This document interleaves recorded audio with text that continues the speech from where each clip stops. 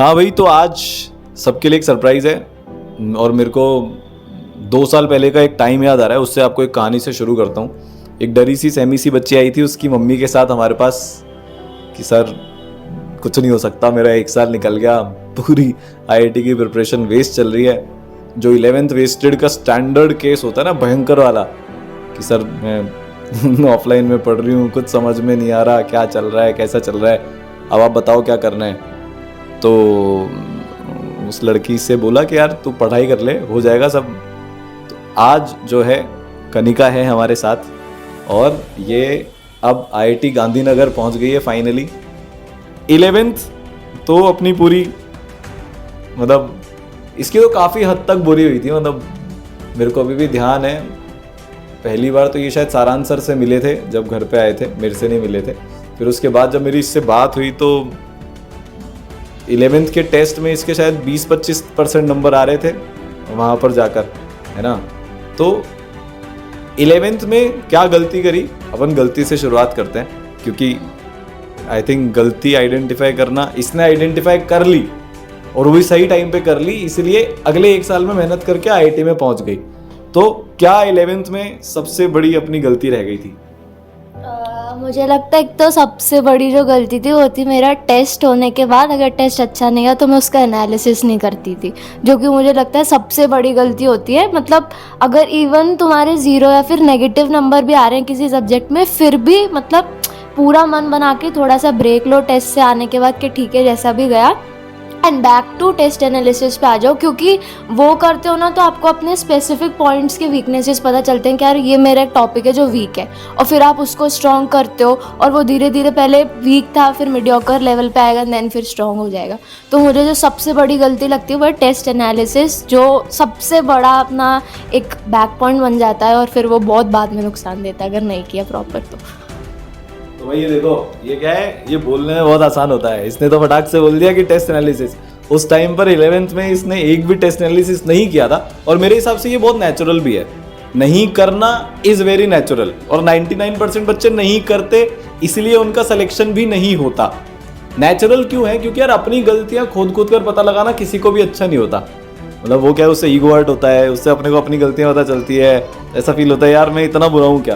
पर सुन ही लिया यार, हम तो खैर बोल बोल के चिल्ला चिल्ला के थक ही चुके हैं, पर फिर से ये रीइंफोर्स हो गया कि यार टेस्ट एनालिसिस करना बहुत जरूरी है ना। अब उससे भी एक जरूरी सवाल, 12th में ईसरल में आने के बाद क्या ऐसा चेंज हुआ कि हमारी प्रिपरेशन 180 डिग्री टर्न हो गई और फाइनली हम जहां जाना चाहते थे वहां पहुंच गए? और उससे पहले एक छोटा सा फन सवाल कि यार 2 साल पहले एक्चुअली में कितना लगता था कि यार हो जाएगा, आईआईटी में पहुंच जाऊंगी? मतलब मैं तो एक छोटे से स्कूल में थी जिसमें सिर्फ 400 बच्चे थे और फिर वहाँ से कोटा की प्रिपरेशन करने आई। तो जब क्लासरूम में मैं फर्स्ट टाइम घुसी थी और मैंने इतनी स्ट्रेंथ देखी तो मेरी पहले वहीं पे हालत ख़राब हो गई थी कि ये क्या होगा, मतलब कैसे होगा। फिर जब आप अपने आसपास देखते हो कि वो अच्छे स्कूल से पढ़ के आए, प्राइवेट आईसीएसई बोर्ड से, ये सब है, तो आपको लगता है आपसे नहीं होगा। तो 2 साल पहले 11th के स्टार्टिंग में तो किसी को, मेरे को जितना लगता है मैक्सिमम लोगों को लगता ही नहीं कि उनसे क्रैक हो पाएगा, क्योंकि आप बेसिक स्टार्ट करते हो और शुरू में मोरल डाउन होना बहुत ईजी होता है क्योंकि एक्सटर्नल फैक्टर्स होते हैं जो बहुत अफेक्ट करते हैं। तो मुझे लगता है शुरू में तो मुझे नहीं लगता कि मुझे भी था या किसी को भी होता होगा कि नहीं हमारा हो जाएगा। और 11th के एंड में आते आते तो बिल्कुल ऐसा हो गया था, डाउन नंबर कम आ रहे हैं, वो कम आ रहा है, बीच में अच्छा हो रहा है नंबर तो लग रहा है कि ठीक है, बट 11th के एंड में आते आते मेरा बैच अपग्रेड हो गया था, तो वहाँ पे और धांसू बच्चे आ गए बैच में, तो फिर मेरे को और लगा और नहीं हो पाएगा। बट फिर उसके बाद जब जैसे मैंने 12th में ईसरल ज्वाइन करा, फिर जब मैं सर से मिली, तीनों सर से, और एक अलग ही मतलब इम्पैक्ट इन लोगों ने मेरे ऊपर छोड़ा कि अंदर से मेरे को जितना लगता है एक आप पेपर में परफॉर्म करते हो, एक अंदर से बूस्ट आना बहुत ज़रूरी है कि नहीं हो सकता, क्योंकि आपको चाहिए होता है कोई बोलने वाला जो आपको प्रॉपर एकदम जेन्युइन ट्रस्ट दिलाए कि नहीं हम तेरे साथ खड़े हैं, तू बस मेहनत कर जो तेरे हाथ में। तो मेरे को लगता है कि जैसे 12th की स्टार्टिंग हुई तो इतना ज़्यादा मेरे में कॉन्फिडेंस आ गया था, क्योंकि मुझे पता था कि मेरी साइड से I can do my hard work, और वो मैं कर रही थी, और ऊपर से कोई सुपरवाइज करता जा रहा था, मेंटर करता जा रहा था विद टाइम। तो तब विद टाइम बिल्ट होता गया कॉन्फिडेंस के नहीं हो सकता है। एक चीज़ और पता है, अब क्या होता है, मान ले मैंने 11th बिगाड़ ली और मैंने ना 12th में पढ़ाई शुरू करी। अब बच्चों को क्या लगता है, मैं जैसे ही 12th में 10 घंटा पढ़ने लग गया ना, तो मेरे अगले महीने के टेस्ट में ही मैं टॉप कर लूंगा। क्या ऐसा होता है क्या? तेरी जर्नी कैसी थी? मान ले अगर तेरे पहले 100 में से 10 नंबर आ रहे थे, हाइपोथेटिकल सिचुएशन, 11th के एंड में, तो फिर कैसे 12th के एंड तक जर्नी ये रही नंबर्स में? जो अपने टेस्ट थे, मेरे को तो पूरा तेरा रिकॉर्ड पता है, पर तू ही बता कि कैसे रहे। इंप्रूवमेंट लगने में जनरली कितना टाइम लगता है, दिखने में और खुद के अंदर भी महसूस होने में? मतलब पहले तो दिमाग से निकाल दो कि अगर आज 10 या 10 से ज़्यादा घंटे पढ़ लिए तो अब एक्सपोनेंशियल ग्रोथ बिल्कुल नहीं होती। टेस्ट के मार्क्स में एक्सपोनेंशियल होता ही नहीं है ग्राफ। मतलब बहुत स्टीडी होगी और ऐसा भी हो सकता है कि इम्प्रूव ना हो, एकदम से कभी डिक्लाइन हो जाए। तो वो चीज़ तुम्हें ध्यान में रखने के नंबर बहुत ग्रेजुअली मेरे हिसाब से तो इंक्रीज़ होंगे, क्योंकि आप जब धीरे धीरे इनपुट डालोगे तो आउटपुट अचानक से एकदम बल्क में नहीं निकलेगा, वो भी धीरे धीरे दिखेगा। और वो जब मेहनत इनिशियली आप अपना हार्डवर्क प्रोड्यूस करते जाओगे तो लास्ट में जब तुम अपना असली का जे एडवांस का पेपर दोगे ना, तो वहाँ जाके तुम अपना बल्क में देखोगे जितना तुम हार्डवर्क दे सकते हो। तो बिल्कुल एक्सपोनेंशियल तो मार्क्स नहीं बढ़ते, बिल्कुल स्टडी बढ़ेंगे। तो रेडी रहो, और हमेशा ये भी नहीं कि इम्प्रूव ही होंगे मार्क्स कम भी हो सकते हैं, तो उसके लिए भी रेडी रहो। तो मेरे को तो लगता है जैसे साइन वेव तो नहीं कहूँगी, बट काइंड ऑफ वैसा ही ग्राफ चलेगा कि नंबर बढ़ेंगे भी सही, कम भी होंगे, बढ़ेंगे भी सही। तो जब कम हो रहे हैं ना, तब ज़्यादा टाइम इन्वेस्ट करो वही टेस्ट एनालिसिस में कि कम हुए। अच्छा गया तो टेस्ट एनालिसिस करना ही है, बट जब बेकार मार्क्स आए या फिर मार्क्स गिरे तब ज़्यादा टाइम दो टेस्ट एनालिसिस को, तो फिर वापस से ग्राफ ऊपर बढ़ जाएगा मार्क्स का। अबराम, एक और टफ सवाल, तू जेई की जर्नी में कितनी बार रोई होगी ये बता। क्योंकि ना देखो, एनके सर जो है उनका एक पेट डायलॉग है कि जो सीरियस जेई एस्पिरेंट होता है ना, वो 7 दिन में एक बार तो रोता ही है। तू कितनी बार रोई? देखो तो ऐसे तो पता नहीं, ऐसे नंबर नहीं याद, बट बहुत बार टेंडिंग टू इन्फिनिटी कह सकते हैं। बहुत बार ऐसे रोई, कभी आंसू दिखते थे, कभी अंदर वो एस्पिरेंट को पता होता है कितना रोते हो आप अंदर से जब नहीं होता। तो मेरे को नहीं लगता बुरी बात है। विद टाइम ये भी एक कह लो कैरेक्टरिस्टिक है प्रिपरेशन का, जब आप बहुत ज़्यादा डाउन होते हो। और मतलब इजी, अगर मैं कहूँ आपके पास मेंटर्स हैं तो बिना शर्मे उनके सामने रो दो, मतलब जो लग रहा है बोल दो, मतलब जितना भी रोना आ रहा है रो दो। तो मैं तो बहुत बार रोई थी, और मुझे लगता है हर बच्चा ही रोता है जेईई की प्रिपरेशन में। आईआईटी में तेरे फ्रेंड हैं, हाँ, उनकी भी कहानी सिमिलर ही रही। उनकी कहानी भी सिमिलर है। अभी मेरे जितने आईआईटी में फ्रेंड्स हैं, सबका पैटर्न यही होता है, नो मैटर आप कहाँ से आते हो, प्रिपरेशन इतनी टफ होती है। आप इंडिया के one of the toughest exams के लिए प्रिपेयर कर रहे हो, तो टफ टाइम तो आएगा ही, तो उसके लिए रेडी रहो। और जितनी बार रोना पड़े ठीक है, रो लो, बट वापस से उठो और फिर करने के लिए रेडी रहो। ओवरऑल अगर मैं तुझसे पूछूं आईआईटी गांधीनगर का अभी तक का, क्योंकि अभी तो शायद 2 ही साल हुए हैं ऑलमोस्ट, अब वो होंगे, वो भी पूरे नहीं हुए, कैसा एक्सपीरियंस है? मतलब जो सोच के अपन गए थे वैसा है? लाइफ कैसी है वहाँ पे? मतलब इनिशियली मैं कहूँ तो जब गए थे तो सबसे, मेरे को लगता है हर बच्चे का टारगेट होता है कि सबसे पहले दोस्त बनाने वहाँ पे जाके, क्योंकि वो एक आप जब देखते हो कि बंच ऑफ पीपल साथ में और आपके साथ कोई नहीं, तो लगता है कि फ्रेंड्स बनाने।